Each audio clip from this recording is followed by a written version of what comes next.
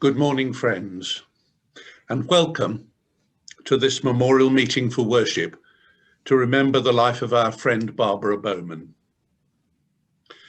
And especially warm welcome to the Was and Vincent members of Barbara's family. There are 71 screens connected to this, and there must be more than 80 of us gathered together. In a moment, I'll ask you to settle into worship, with those of you online muted, gathering with friends in the meeting house. Out of this worship, you will be free to speak of what Barbara meant to you. Please leave a gap of a minute or so between each piece of ministry so that friends can absorb what you have said. If you're in the meeting house, please speak loudly and clearly so that your words are audible. And if you are online, please remember to unmute before speaking. Remember too, that even if you are silent, you will be contributing to the worship. Let us gather in worship then, and after about an hour, my fellow elder, John Giel, will indicate the end of the meeting with a few words.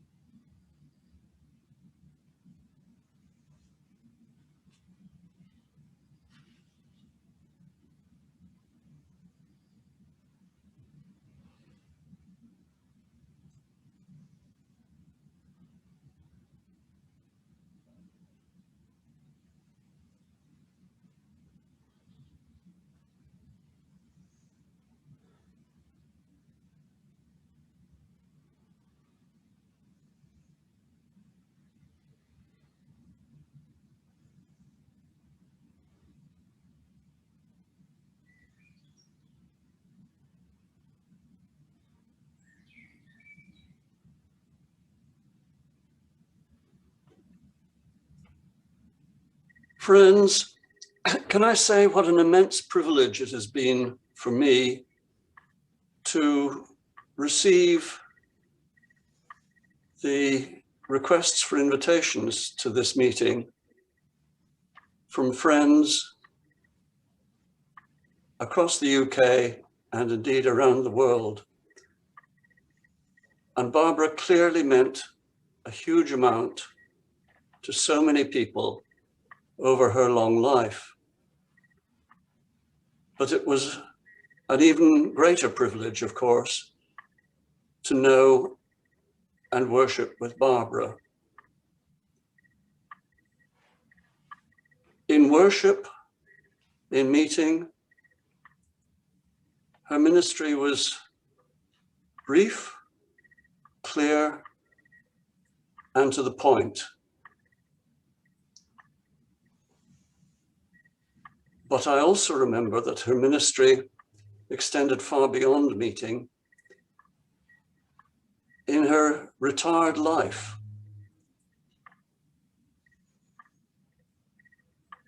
you went into her, you met with her, and always came away with a lighter heart than you went in. And this was also the case in her last years in Milton House. Those of us who were privileged to visit her there really remember with great joy and affection the many hours we spent with her in the conservatory, and felt we had been blessed by meeting her there.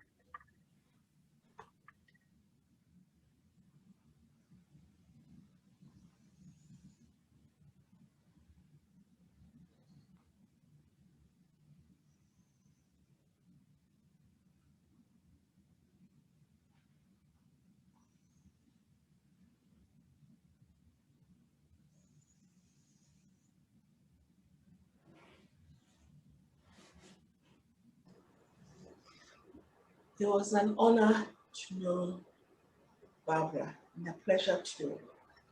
Coming to visit here every year and also visit with the Yates was a present I gave to myself. When I was with her, I felt recharged.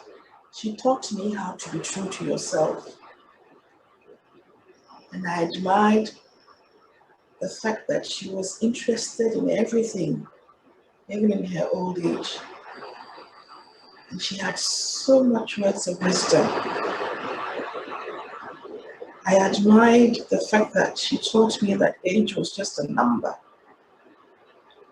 And even though the age gap between us was wide, she was a good friend to myself and to my family, and I shall miss her very much.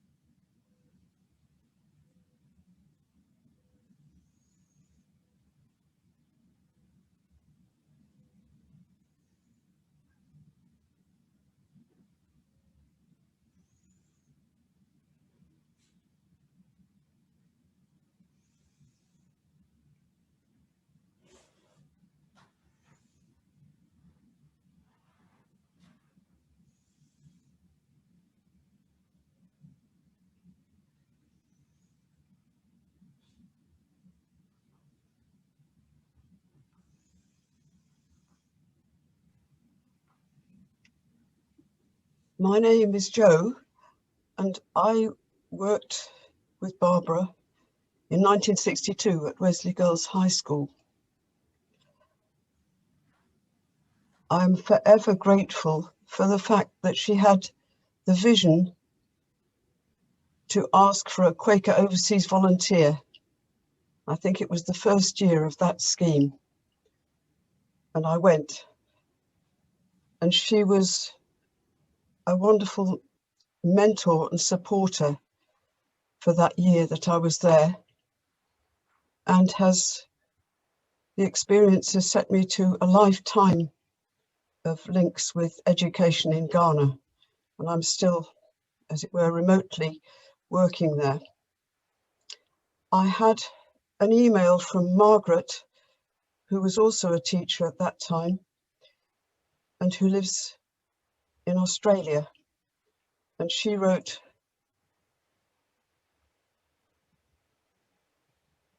"Barbara was one of the most impressive and generous spirited people I've ever met, and it was a privilege to have known her."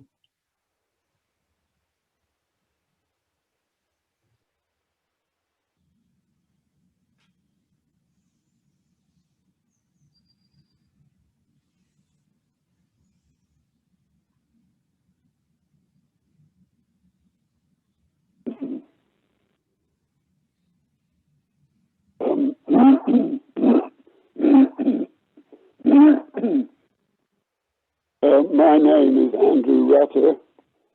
I was only on the periphery of Barbara's acquaintances, but I went out in 1957 on my national service period with IVSP.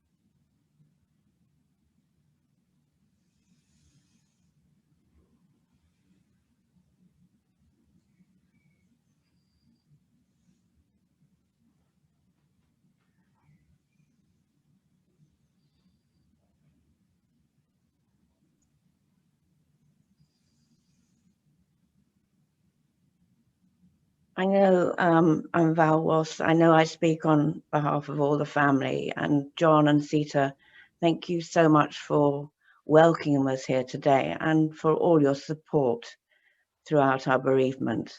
It's been absolutely amazing. Barbara, for us all, was very much at the heart of her family. She and my mother Hazel were more like sisters than cousins. They grew up together in Shanghai, went on holidays to Wei, and were at boarding school together. And Barbara's, our home shell house, really became part of our family, her family. So I remember it all from being very young, from the sadness when the policeman came when her sister Pat had been killed in a car accident, and that terrible time with Uncle Sidney coming and her grief. And I speak for all of us down to my grandchildren and Hazel's great-grandchildren. She's supported us all, and the words that you've spoken, she's so wise, so principled, so trustworthy, so open-minded, and as the person before said, so generously spirited. She was a role model for us all, and I know everybody shares that. So we will miss her. It was sad. I really wish we could have been there, or I could have been there to hold her hand when she died, but COVID prevented me coming up. But I know she would have understood, and I was able to tell her on the phone how much we loved and missed her. Thank you, and thank you for sharing today and letting us share today with you all.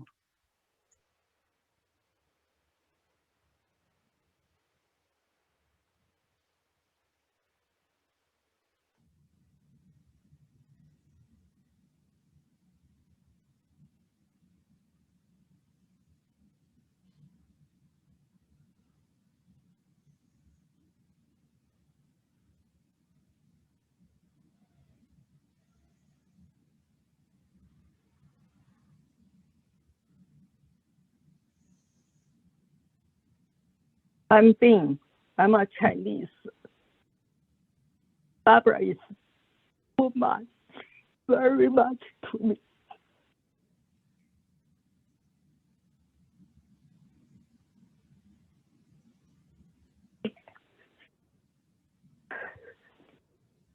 Barbara was born in China,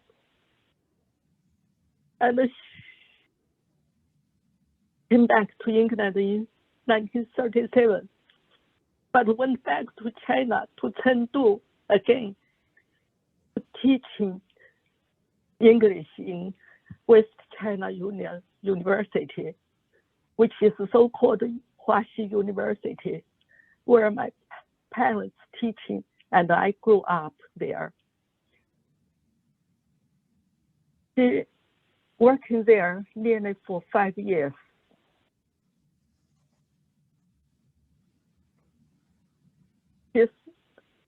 She's done a lot good teaching there, and her outstanding work and her attitude and made her standing out on the camps with William Saul, another Quaker, as unique figures. And they too were being invited to stay in the university after Communism Party took over. But she left China. She went back again in 1985. That time was first time I met her. And she told us she made up her mind. She's been asked to teaching English again there. She said she would be a volunteer teaching the university senior staff. I can imagine how hard she had these 3 months, because China stopped education for 10 years during Cultural Revolution. And she has to face all these 40, 50, 60 people, old staff, to learn English, to make open their mouths to speak English, for them to prepare to go abroad to catch up Western advances for Chinese research and education. Anyway, I wouldn't say much about it. I only say Barbara to me today. I came to England, to York University in 1985, after I met Barbara in Chengdu with my daughter Ming. And very soon, our family was split. I became to a penniless, single mother with a young daughter in a strange country.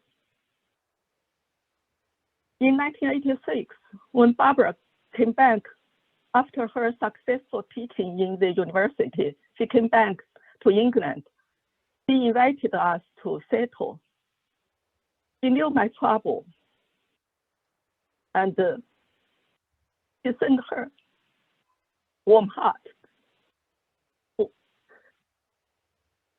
her hands to me, and tried very much to help me. I became to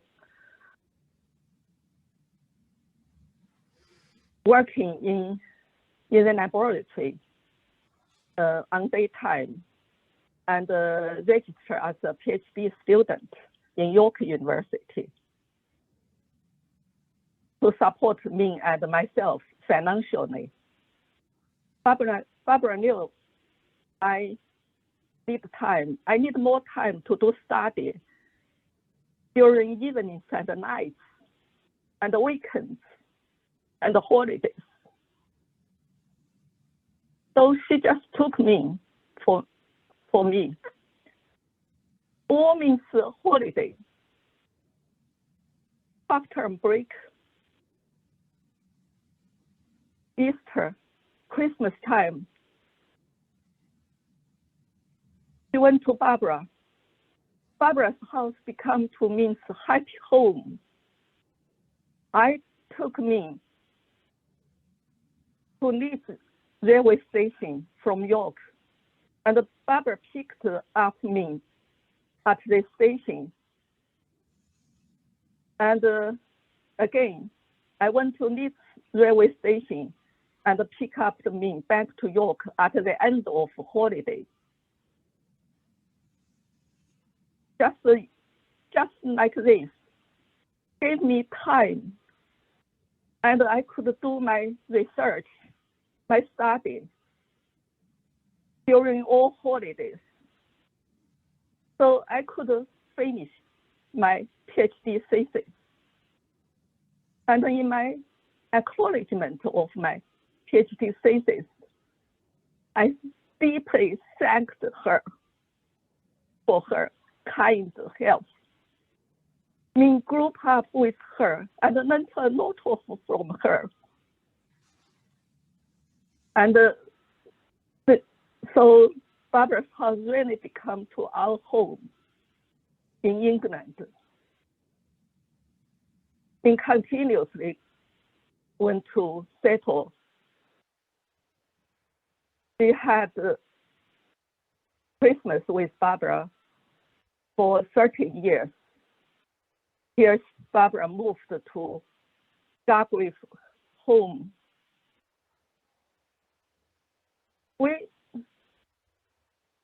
Personally, I think not just the time Barbara gave me. Barbara gave me her heart, her kindness, her generosity, all her good, spiritually noble characters. And I learned a lot from her. We wanted to do something finally for Barbara. we arranged last year to visit her. First, Ming went to ask her, Barbara, do you want to take you outside home to a local coffee for coffee? Barbara said yes, happily. So we arranged this. I bought tickets to Kalai because it means working in Kalai Hospital at that time. They arranged a taxi. We could drive her outside home for her final chance to go outside. But just one day, the journey we drove, the home announced closed its door. We lost our opportunity to see Barbara finally. The door closed, but our dearest and beloved Barbara would live in our hearts forever. She set up a very good example for us forever.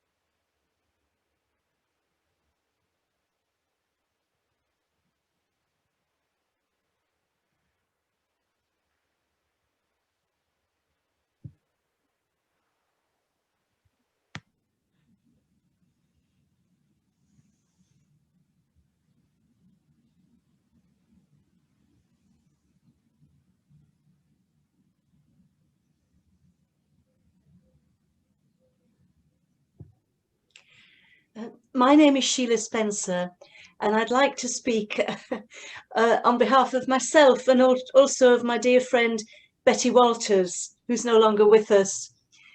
We both went to teach at Huaxi in 1986, introduced by Ram through Quaker Peace and Service. And before we went, Barbara invited us both to settle. And that was so kind and so thoughtful, because it helped us to prepare very well, especially as Betty had also been in China. I think 2 of her children were born there, and then they had to leave during the war. So Betty went back at 70, which was marvelous. So her kindness and thoughtfulness helped us enormously. But I also want to speak about her courage, because her life has been a little bit like mine, in that she worked both in Africa and also in China.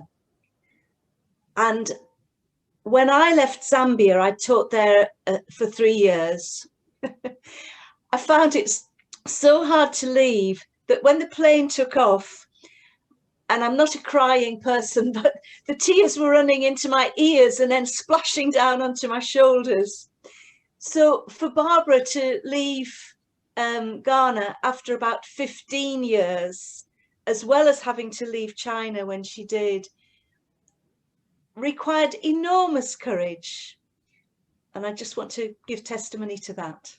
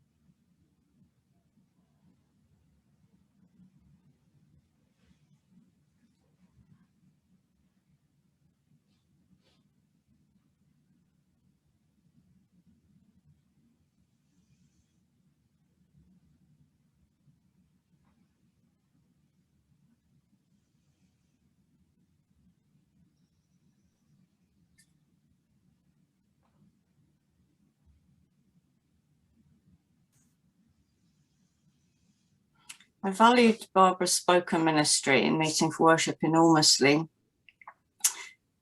But for me, as I think for all of us, it sounds like we all knew the same person, didn't we? Her life was her ministry. And I so appreciated her friendship and guidance and warmth and fun, generous hospitality, the hay box meals, and how there was always a box of toys for the children when they were little. About 10 or 12 years ago, completely out of the blue, I discovered that I had a brother. And he had been in Ghana as a small boy. And all those years ago, Barbara had played with him when he was little, when she was working in Ghana, which seemed like an extraordinary coincidence and an extra special thing for our family. I really miss Barbara, and it's lovely to hear everyone's memories of her.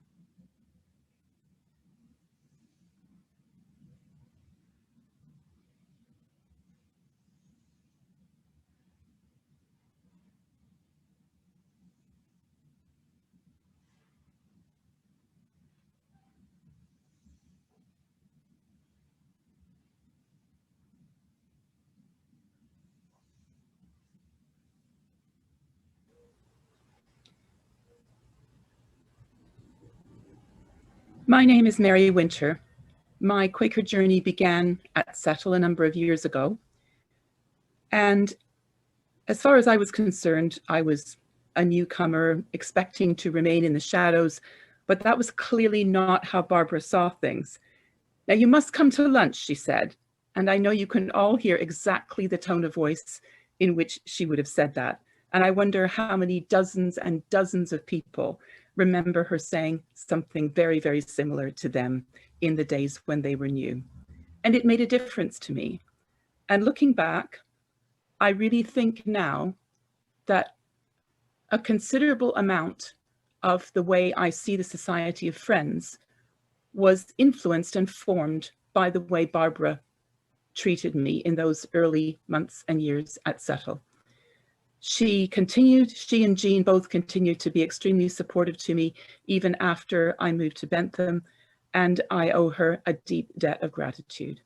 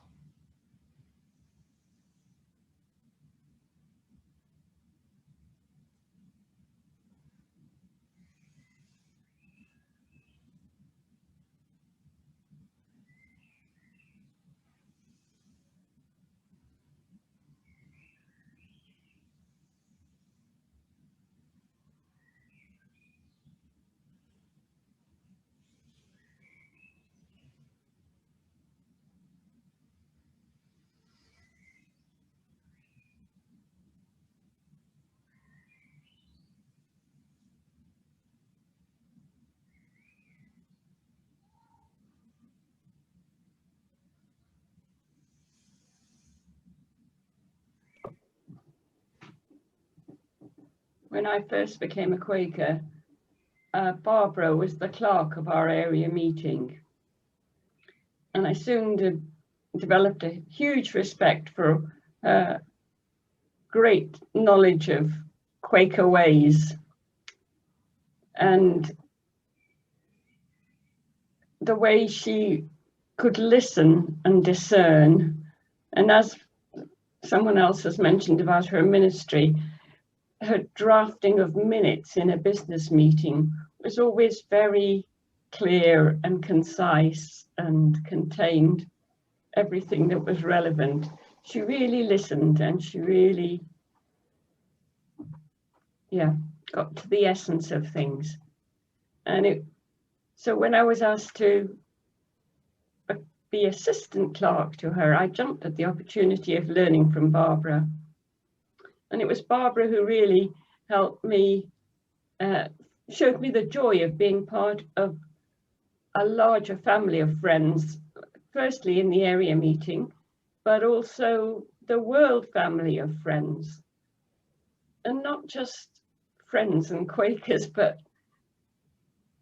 Barbara was just clearly a world citizen.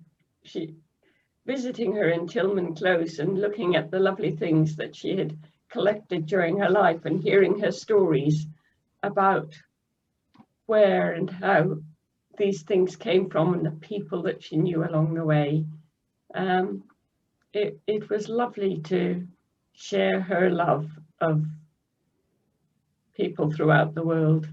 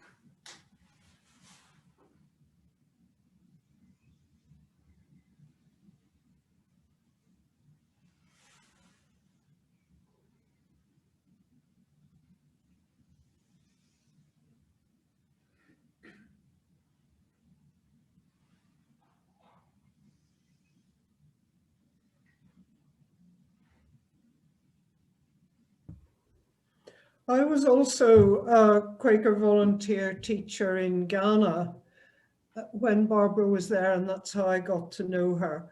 But one of the things she did was have a Quaker meeting in her living room in Cape Coast on the Wesley campus. And she had enabled myself and the other Quaker volunteer in our school in Salt Pond, 20 miles away. She enabled us to come by having a senior teacher with a car bring us to meeting, and also gave us lunch afterwards, which was important to us as well, because we got an opportunity to chat and ask questions. And she knew so much about teaching in a girls' boarding school and about the local culture and about Quakers and how meetings worked. And one of the things I learned from her was you can make a small meeting work. Quaker meetings don't have to be large. Sometimes we had about 12, but often we'd only 4 or 5 people there. But there was so much support and help, and it was a real lifeline. It was my first job after I left college, and Barbara had been instrumental in making sure that Quaker volunteers got to our school, which was a state school and needed some more teachers. And she was just so supportive, and I'm very glad to have seen her a few times in England when I've been over, including once in Skipton. And I'm very glad to hear what people have been saying today, which very much echoes with my experience of the sort of person she was.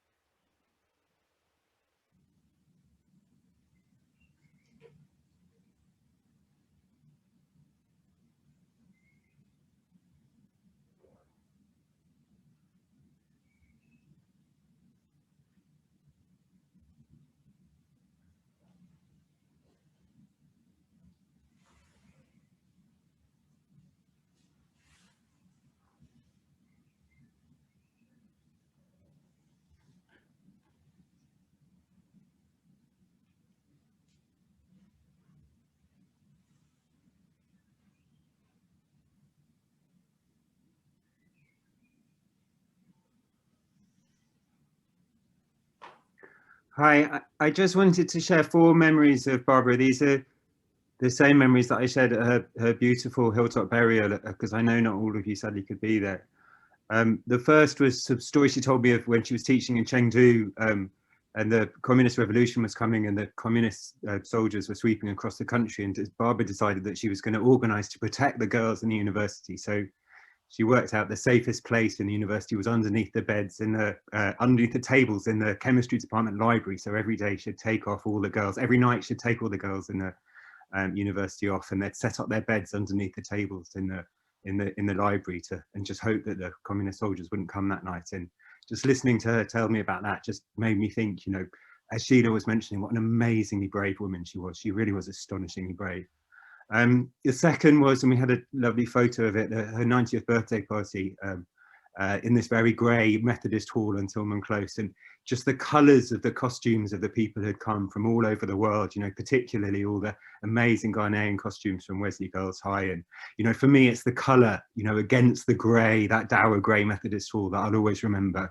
And for me, that's Auntie Barbara's, her warmth, her smile, her colour, her infectious laugh, as Liz has already mentioned.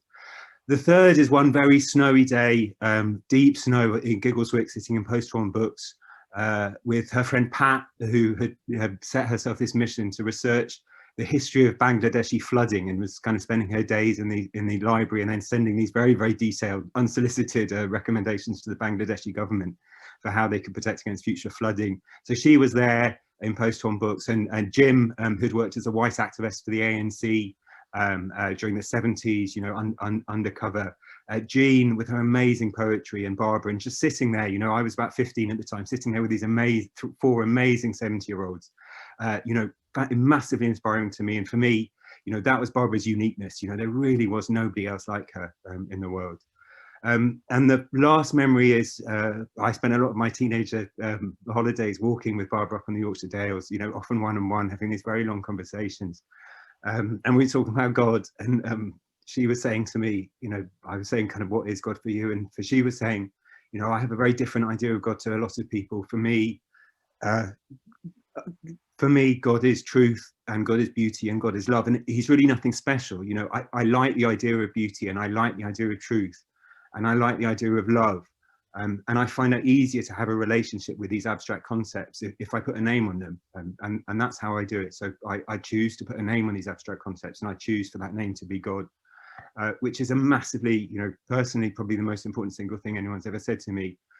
But also, just if there was anyone in the world who lived her life, you know, to what she believed in, you know, as Leah was saying, her life was her ministry, and there really is nobody else in my personal history, you know, who's done anything like that, whose life has been their ministry, and anything like Barbara's way. So very, very special person.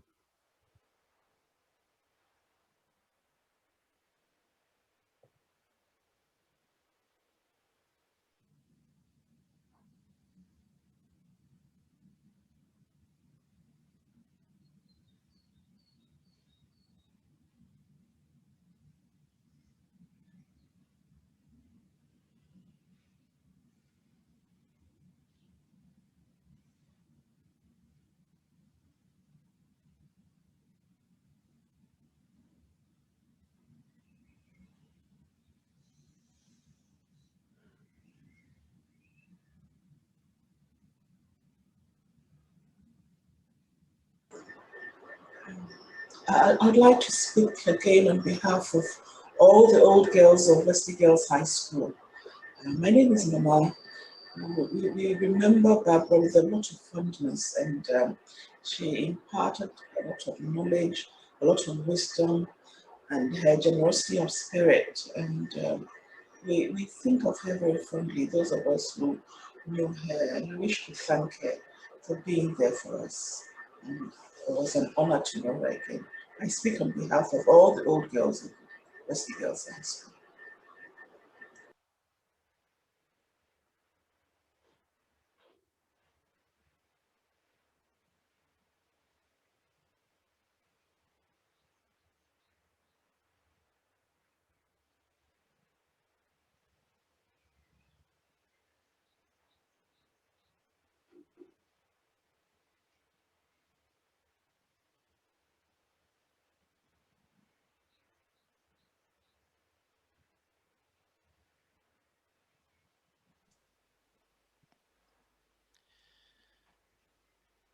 I feel that our time together is perhaps drawing towards its close. I've been very nervous about what I could say to finish that time. But then I've taken strength from Barbara. She believed implicitly in the spirit that would enable her to do whatever she was called to do. Barbara's no longer with us, but her spirit is, and we've shared it, and we know that it will continue and going on being with us. That same spirit that gave her the strength and the confidence and the courage to do those things that we've been hearing about.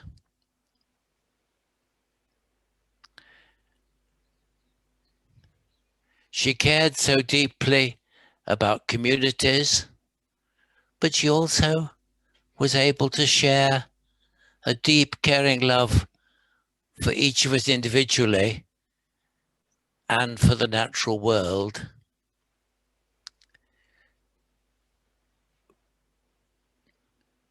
When we were bringing together some thoughts about Barbara to write a testimony to the grace of God as shown in her life, there was mention of Paul's letter to the Galatians. Her life was so full of the fruits of the Spirit.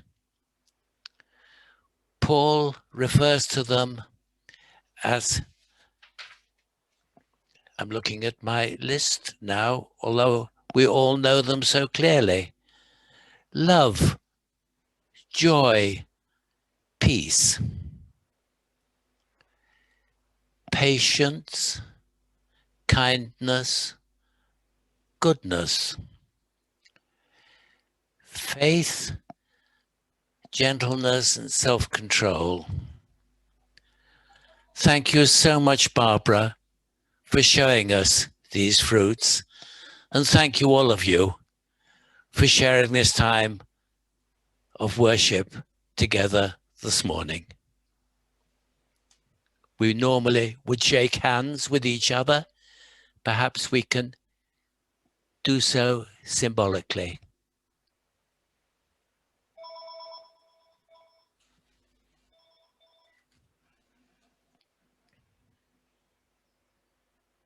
Thank you, friends.